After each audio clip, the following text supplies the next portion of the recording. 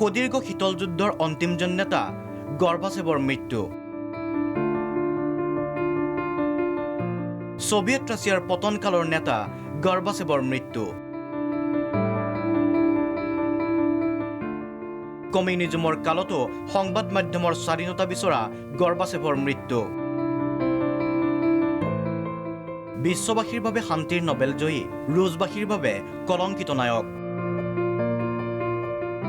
বুধবাৰে ভাৰতীয় সময়মতে দিনৰ ভাগতে আহিল মিখাইল গৰ্বাচেভৰ মৃত্যুৰ খবৰটো। দীৰ্ঘদিনীয়া অসুস্থ হৈ আছিল গৰ্বাচেভ। ক্ৰমাৎ বিকল হৈছিল যকৃত। ৯১ বছৰ বয়সত মস্কোৰ চেণ্ট্ৰেল হস্পিটেলত মৃত্যু। ৮০-৯০ দশকৰ অধ্যয়নৰ সামান্য অনুৰাগ থকাজনৰো চিনাকি গৰ্বাচেভ। চিনাকি নাম নহবই বা কিয়, সমসাময়িক বিশ্ব ৰাজনীতিৰ অন্যতম প্ৰভাৱী আৰু জনপ্ৰিয় নেতা আছিল গৰ্বাচেভ। সেয়া ১৯৮০ চনৰ পাছৰ কথা। ১৯৮৪ চনত ছোভিয়েট ৰুছিয়াৰ কমিউনিষ্ট পাৰ্টীৰ সাধাৰণ সম্পাদক নিৰ্বাচিত। ১৯৮৫ চনত ছোভিয়েট ৰুছিয়াৰ ৰাষ্ট্ৰপ্ৰধানৰ দায়িত্ব গ্ৰহণ। ১৯৮৯ চনত ছোভিয়েট ইউনিয়ন ভংগ হৈ পৰিণত হৈছিল ১৫খন ৰাষ্ট্ৰলৈ। নতুন ৰাষ্ট্ৰ গঠনৰ বাবে বহু নিযুত লোকৰ স্বাধীনতাৰ নায়কলৈ পৰিণত গৰ্বাচেভ। কিন্তু এই ঘটনাই গৰ্বাচেভক দেশৰ ভিতৰতে ক্ৰমাৎ অকলশৰীয়া কৰিবলৈ ধৰিছিল। কিন্তু বিশ্ব নেতৃত্বৰ মাজত বিশেষ সমাদৰ লাভ কৰিছিল মিখাইল গৰ্বাচেভে। ১৯৯০ চনত শান্তিৰ নোবেল বঁটা গৰ্বাচেভলৈ। মাৰ্কিন ৰাষ্ট্ৰপতি ৰোনাল্ড ৰেগনেৰে হোৱা আণৱিক অস্ত্ৰ চুক্তিৰ বাবে গৰ্বাচেভলৈ নোবেল।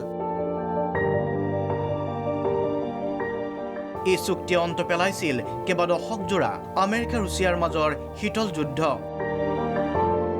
লগতে প্ৰভাৱিত কৰিছিল বাৰ্লিনত দেৱাল ভংগৰ দৰে ঐতিহাসিক পৰিঘটনাও। নোবেলৰ ধনৰাশিৰ অধিকাংশই দান দিছিল লাভায়া গেজেটা কাকতলৈ। এই কাৰ্যৰ দ্বাৰা কাকত সাংবাদিকতাৰ স্বাধীনতাক ইতিবাচক ৰূপ দিছিল গৰ্বাচেভে। ৰাছিয়াত ২ দশকৰ শাসক পুটিনৰ সৈতে দূৰত্ব বাঢ়িছিল গৰ্বাচেভৰ।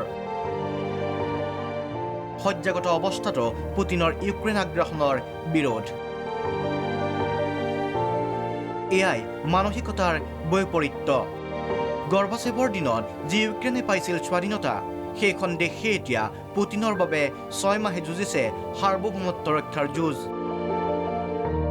মিখাইল গৰ্বাচেভ সেই কাৰণেই বিশ্ব ৰাজনীতিৰ চৰ্চাৰ কেন্দ্ৰবিন্দু।